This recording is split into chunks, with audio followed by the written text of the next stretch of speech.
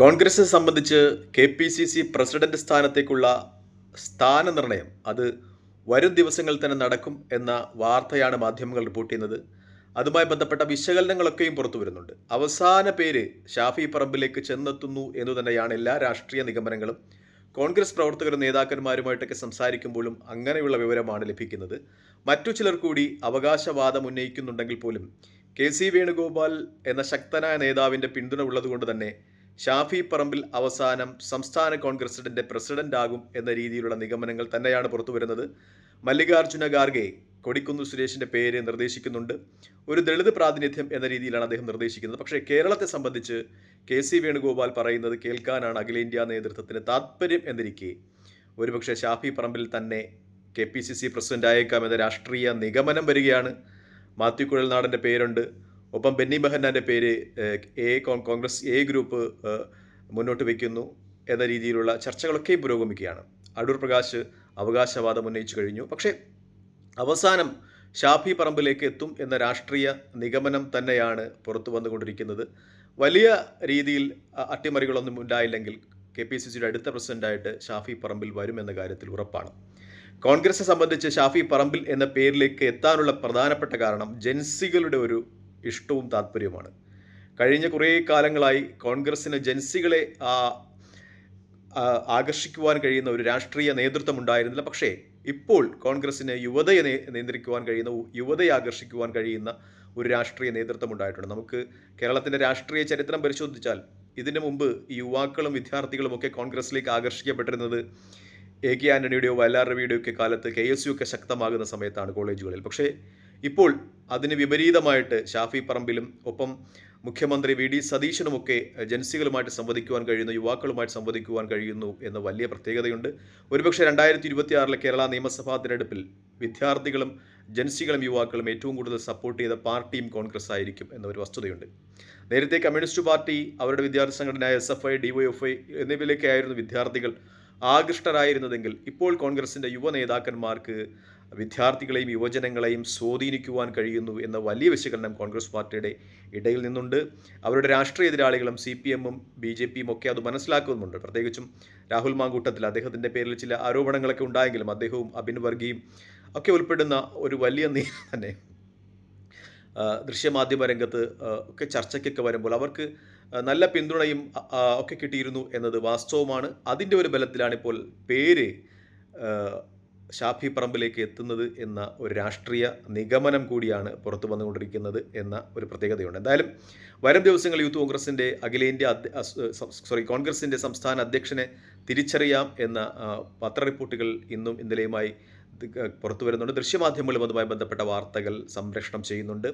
ഇതോടൊപ്പം തന്നെ ചർച്ച ചെയ്യപ്പെടുന്ന മറ്റൊരു പേര് രാഹുൽ മാങ്കൂട്ടത്തിലാണ്. ഷാഫി പറമ്പിൽ ഉണ്ടെങ്കിൽ ഉറപ്പായും രാഹുൽ മാങ്കൂട്ടത്തിലും ആ കമ്മിറ്റിയിൽ ഉണ്ടാകും എന്ന ചില വിശദീകരണങ്ങളും ഒക്കെ വരുന്നുണ്ട്. ഒപ്പം രാഹുൽ മാങ്കൂട്ടത്തിന് വേണ്ടി വാദിക്കുന്ന ആളുകൾ സോഷ്യൽ മീഡിയയിൽ രാഹുൽ മാങ്കൂട്ടത്തിന് വേണ്ടി വീണ്ടും രംഗത്തിറങ്ങിയിട്ടുണ്ട്. അദ്ദേഹത്തിന് നിയമസഭയിലോ ലോക്സഭയിലോ പരിഗണിക്കപ്പെട്ടിട്ടില്ല അദ്ദേഹത്തിൻ്റെ പേര്. അതുകൊണ്ട് തന്നെ പാർട്ടി പുനഃസംഘടന ഉണ്ടാകുമ്പോൾ അദ്ദേഹത്തെ പ്രധാനപ്പെട്ട സ്ഥാനത്തേക്ക് അവരോധിക്കണം എന്ന രീതിയിൽ അദ്ദേഹത്തിനു വേണ്ടി ഇഷ്ടപ്പെടുന്ന ആളുകൾ അദ്ദേഹത്തിനു വേണ്ടിയും ശബ്ദമുയർത്തുന്നു എന്ന ഒരു യാഥാർത്ഥ്യമുണ്ട്. കോൺഗ്രസിനെ സംബന്ധിച്ച് കെ.പി.സി.സി പ്രസിഡന്റ് അത് കുറേ നാളുകളായി ആലങ്കാരികമാണ്, പ്രവർത്തനങ്ങളും നടക്കുന്നില്ല എന്ന ഒരു ആരോപണമുണ്ട്. നേരത്തെ കെ മുരളീധരൻ കെ.പി.സി.സി പ്രസിഡന്റ് ആയിരുന്നപ്പോഴാണ് കെ.പി.സി.സിക്ക് ഒരു ചലനമുണ്ടായത്. അദ്ദേഹമാണ് കെ.പി.സി.സി ഓഫീസും ആസ്ഥാനവും ഒക്കെ തിരുവനന്തപുരത്ത് കെട്ടിപ്പടുത്തത്. പക്ഷേ അതേ ഒരു ഫോഴ്സിൽ, അല്ലെങ്കിൽ അതിനേക്കാളൊക്കെ ശക്തമായിട്ട് കോൺഗ്രസിനെ പുനഃസംഘടിപ്പിക്കുവാനും പ്രവർത്തന മേഖലയിലേക്ക് ഇറങ്ങിച്ചെല്ലാനും ഷാഫി പറമ്പിലിന് കഴിയും എന്നൊരു രാഷ്ട്രീയ നിഗമനം കൂടി പുറത്തു വരുന്നുണ്ട്. പ്രത്യേകിച്ചും അദ്ദേഹം എത്തുന്ന വേദികളിലൊക്കെയും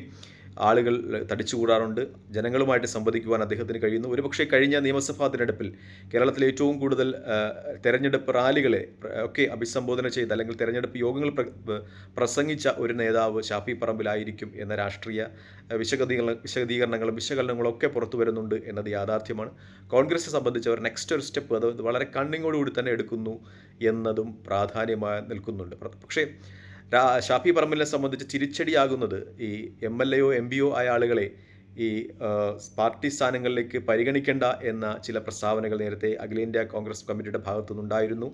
അതുപോലെ നേരത്തെ വി.ഡി. സതീശനും കെ.സി. വേണുഗോപാലും ഒക്കെ അങ്ങനെ ചില നിർദ്ദേശങ്ങൾ നൽകിയിരുന്നു. ഇലക്ഷനിൽ മത്സരിക്കാത്ത ആളുകളെ തേടിയായിരിക്കും ഇനിയുള്ള ഉന്നത പദവികൾ കൈവരുന്നത് എന്ന രീതിയിലുള്ള ചില രാഷ്ട്രീയ നിഗമനങ്ങൾ ഒക്കെയും വരികയാണ്. അങ്ങനെയാണെങ്കിൽ ഒരുപക്ഷെ ജോസഫ് വാഴക്കനിലേക്ക് ആ പേരെത്തിയേക്കാം എന്ന നിഗമനങ്ങൾ വരികയാണ്. ജോസഫ് വാഴക്കലിനെ സംബന്ധിച്ച് അദ്ദേഹം ഇപ്പോൾ MLA യും MP യുമല്ല. അതുകൊണ്ട് രമേശ് ചെന്നിത്തല വിഭാഗം, അദ്ദേഹം ഇപ്പോൾ രമേശ് ചെന്നിത്തല വിഭാഗത്തിലാണ്. അവർ പറയുന്നത് MP യും MLA യും അല്ലാത്ത ഒരു മുഴുവൻ സമയ KPCC പ്രസിഡന്റ് ഉണ്ടാകണമെന്നാണ്. അങ്ങനെയാണെങ്കിൽ ജോസഫ് വാഴക്കൻ എന്ന പേര് നിർദ്ദേശിക്കപ്പെടും എന്ന രീതിയിൽ ചർച്ചകൾ വരികയാണ്. ഇനി ഈഴവ പ്രാതിനിധ്യമാണ് വരുന്നതെങ്കിൽ, പ്രത്യേകിച്ചും ആ സമുദായത്തിന് കോൺഗ്രസിൽ പരിഗണന കിട്ടുന്നില്ല എന്ന ചില ആരോപണങ്ങളൊക്കെ ഉണ്ടായിരുന്നു. നേരത്തെ ആ സമുദായത്തിൽ നിന്നുള്ള സുധാകരൻ KPCC പ്രസിഡൻ്റായി എങ്കിലും അവർക്ക് ഒരു പുനഃപ്രതിഷ്ഠ കോൺഗ്രസ് ലഭിച്ചിട്ടില്ല. അതുകൊണ്ട് പക്ഷേ അടൂർ പ്രകാശ് എന്ന പേരിലേക്ക് ഈഴവ സമുദായ പ്രാതിനിധ്യം എത്തിയേക്കാം എന്ന നിഗമനങ്ങൾ വരികയാണെങ്കിലും ഷാഫി പറമ്പിൽ തന്നെയായിരിക്കും എന്ന കാര്യത്തിൽ ഒരു 80-85% ഉറപ്പിക്കുവാൻ പറ്റുന്ന രീതിയിലാണെന്നുള്ള ചർച്ചകൾ തന്നെയാണ് പുറത്തു വരുന്നത്. അടൂർ പ്രകാശിനെ സംബന്ധിച്ച് അദ്ദേഹം പാർട്ടി മിഷനറി ചലിപ്പിക്കുവാൻ വളരെ മിടുക്കനാണ്. പ്രത്യേകിച്ചും CPM-ൻ്റെ കുത്തക സീറ്റുകളിലാണ്, കോന്നിയിലായാലും പിന്നീട് ആറ്റിങ്ങൽ ലോക്സഭയിലായാലും അദ്ദേഹം വിജയിച്ചിട്ടുള്ളത്.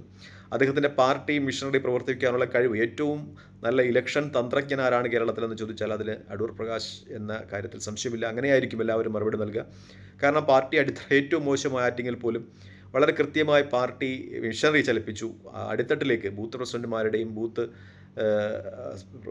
മണ്ഡല പ്രസിഡന്റുമാരുടെയും ഒക്കെ ഒരു പിന്തുണ ഉറപ്പാക്കുന്നതിൽ, അവർക്ക് ഡയറക്റ്റായിട്ട് ഇലക്ഷൻ ഫണ്ടൊക്കെ എത്തിക്കുന്നതിൽ അദ്ദേഹത്തിൻ്റെ ഒരു മിടുക്ക് അത് പ്രശംസനീയമാണ് എന്ന രീതിയിൽ തന്നെയാണ് ചർച്ചകൾ വരുന്നത്. ജോസഫ് വാഴക്കനെ സംബന്ധിച്ച് അദ്ദേഹത്തിന് MP യും MLA യും ഒന്നുമല്ല എന്ന ഒരു പ്ലസ് പോയിൻ്റ് ഉണ്ട്. അതുപോലെ സാമുദായിക പരിഗണനകളൊക്കെയും കോൺഗ്രസിൽ മിക്കപ്പോഴും ചർച്ച ചെയ്യപ്പെടാറുണ്ട്, പരിഗണിക്കപ്പെടാറുണ്ട്. അതുപോലെ പക്ഷേ കോൺഗ്രസിൻ്റെ ഏറ്റവും വലിയ മെറിറ്റും ഒരുപക്ഷെ ഏറ്റവും വലിയ അപകടവും അതായിരിക്കും. മിക്കപ്പോഴും ഈ കഴിവുള്ള ആളുകളൊക്കെ ഈ ആ മതത്തിലുള്ള മറ്റൊരാൾക്ക് അക്കോമഡേഷൻ കൊടുത്തിട്ടുണ്ട്, ഇനി ഇവന് കൊടുക്കാൻ പറ്റില്ല എന്നൊക്കെ പറഞ്ഞ് മാറ്റി നിർത്തുന്ന ഒരു പ്രവണതയുണ്ട്. ഞാൻ നേരത്തെ പറഞ്ഞതുപോലെ VT ബൽറാമൊക്കെ ഈ മന്ത്രിസഭയിൽ മന്ത്രിയാകേണ്ട ആളായിരുന്നു. പക്ഷേ അദ്ദേഹത്തിൻ്റെ സമുദായത്തിൽപ്പെട്ട മറ്റൊരാൾ മന്ത്രിയായതിൻ്റെ പേരിൽ അദ്ദേഹത്തെ മന്ത്രിയാക്കാതിരിക്കുകയായിരുന്നു. ഷാഫി പറമ്പിലിൻ്റെ കാര്യവും അങ്ങനെ തന്നെയാണ്.